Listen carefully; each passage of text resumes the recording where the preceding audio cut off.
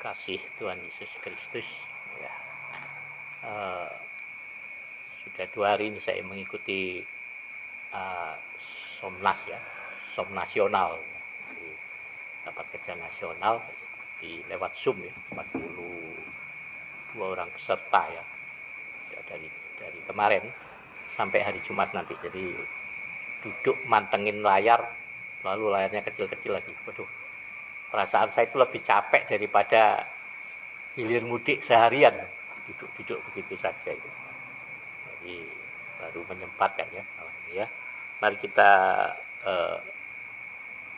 membaca ya di dalam firman Tuhan, di dalam Amsal,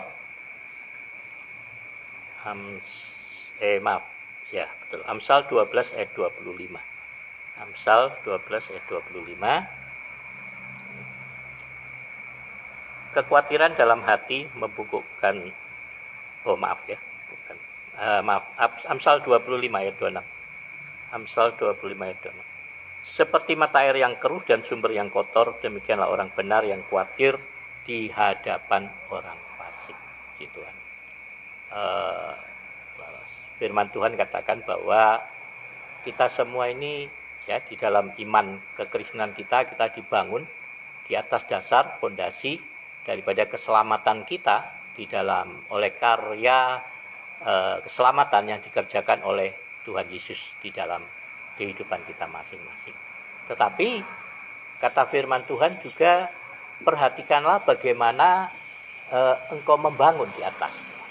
Jadi masing-masing orang itu membangun di atas fondasi yang sama ya, tetapi dengan bahan-bahan bangunan yang berbeda. Dan rumah rohani ini akan diuji, saudara. Diuji oleh apa? Oleh api ya. Jadi api yang membakar ya. Itu berbicara sebenarnya tentang penderitaan, tentang masalah, tentang pencobaan lah dikatakan ya. Nah, jadi kita semua saat ini kan menghadapi pandemi corona ini. Jadi semua orang di seluruh dunia, bukan hanya di Indonesia ya, semua orang seluruh dunia ini sedang menanggung pencobaan yang sama. Tetapi secara khusus buat kita semua, anak-anak Tuhan, orang-orang percaya, ini benar-benar bisa menjadi sebuah ujian bagi iman kita masing-masing ya.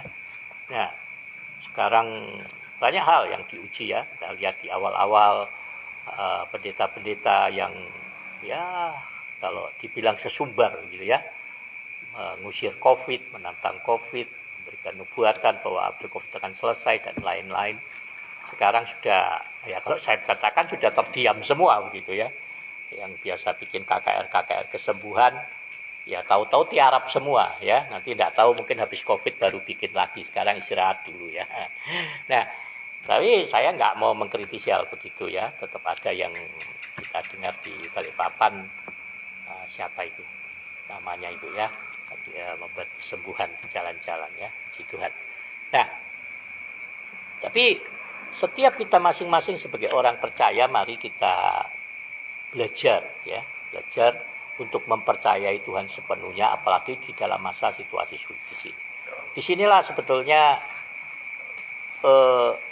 kita bisa melihat kualitas daripada apa yang selama ini kita bangunkan di dalam Tuhan.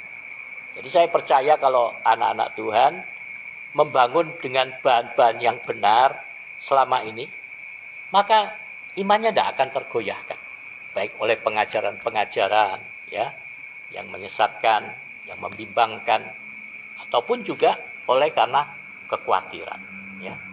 Jadi saya bersyukur sebagai anak-anak Tuhan yang terus memposting hal-hal yang baik di Facebook ya, di media-media sosial, memposting kata-kata yang memotivasi, memposting ucapan syukur. Nah, kalau yang memposting yang jelek-jelek, memposting tentang kekhawatiran, ketakutannya, saya nggak mau baca itu, nggak mau lihat. Saya yang suka lihat itu hal-hal yang menyenangkan yang selalu diposting ya. Nah, tapi itulah artinya firman Tuhan mengatakan kepada kita itu jangan sampai menunjukkan ketakutan, kekhawatiran kita ya. Tetapi belajarlah untuk menyerahkan kekhawatiran kita kepada Tuhan. menyerahkan setiap masalah kita kepada Tuhan. Jangan kekhawatirannya itu diumbar di mana-mana. Nah, ini kalau kekhawatiran kita umbar di mana-mana, kita omongkan, kita posting di mana-mana, dibaca banyak orang ya, itu bukan menguatkan, tapi justru akan melemahkan kita sendiri. Karena seperti Ayub katakan, apa yang kukhawatirkan itulah yang mendatangi aku, apa yang kucemaskan itulah yang menimpa aku. Ya. Tetapi di satu sisi yang lain, ya, ya, kita harus berjaga juga dengan kehidupan kita. Jadi artinya ya jangan sembrono dengan kehidupan kita. Di dalam masa-masa yang sulit ini saya harapkan supaya kita itu ya di pandemi ini bagus ya menahan banyak orang untuk tidak berpergian, tidak ini ya untuk menghabiskan uang dengan sia-sia begitu. Tetapi juga jangan karena terlalu khawatir kita berhenti menabur, kita berhenti memberi ya. Nah, tidak boleh juga ya. Jadi kita harus menunjukkan ya kepercayaan kita kepada Tuhan. Tapi di dalam arti mari ya jangan kita dalam arti begini, jangan kita melakukan apa yang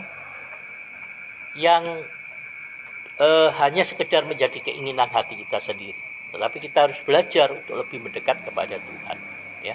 Jadi kalau di dalam ibadah-ibadah itu banyak orang enggak datang ibadah ya, biarlah tidak datang ibadah itu bukan karena kekhawatiran gereja akan menjadi klaster baru dari COVID begitu, tetapi oleh karena mentaati himbauan pemerintah begitu ya. Meskipun juga ya lebih banyak takutnya kayaknya. Ya nggak apa-apa begitu.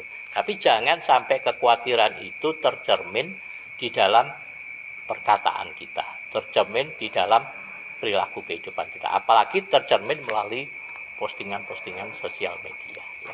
Tetapi mari sebagai anak-anak Tuhan kita tunjukkan kepada dunia ya, dan tentu itu pasti sejalan dengan iman kita ya.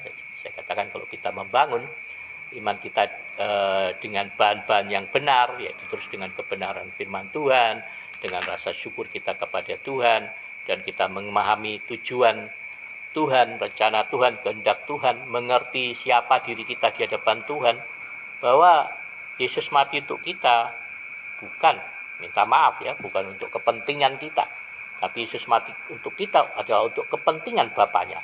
Yesus mati untuk kita adalah untuk membeli kita dengan darahnya, menjadikan kita milik kepunyaannya. Jadi bukan Yesus yang milik kita sebenarnya, kitalah yang milik Yesus. Jadi kita harus hidup sesuai dengan kehendak, rencana, dan tujuan Tuhan. Ya. Jadi kalau orang mengerti tentang tujuan di dalam hidupnya, maka dia akan pasti kuat menghadapi setiap kesulitan, setiap tantangan, penderitaan. Karena setiap orang yang mempercayai bahwa dia adalah milik Tuhan, maka Tuhan sendiri yang akan memegang tangan kita. Jadi Tuhan tidak akan membiarkan kita terombang-ambing ya. Kata firman Tuhan katakan bahwa orang benar itu tidak selamanya dibiarkan goyah. Jadi ada saat di mana kita kelihatannya goyah, tapi tidak akan selama-lamanya Tuhan membiarkan goyah. Apa? Asal kita sungguh-sungguh mempercayai Yesus, memegang teguh kebenaran firman-Nya ya. Dan satu kali kita akan menyadari bahwa rumah yang kita bangunkan dengan bahan kita itu ketika menghadapi ujian kita tetap tidak akan goyah, tetapi kita akan semakin dimurnikan, keluar seperti emas yang dibakar dalam api, yang semakin bersinar, semakin cemerlang, semakin menyatakan kemuliaan Tuhan. Nah, biarlah hidup kita semua terus menyatakan kemuliaan Tuhan dalam hidup kita. Mari jangan khawatir, tetapi belajarlah untuk menyerahkan semua kekhawatiran kita masing-masing kepada Tuhan. Dan saya percaya selalu saya katakan Roh Kudus akan memimpin kita sehingga kemanapun kita pergi kita akan beruntung, setiap usaha pekerjaan kita akan berhasil, dan semua apa yang kita jamah kita kerjakan boleh menjadi berkat. Tuhan Yesus memberkati kita semuanya.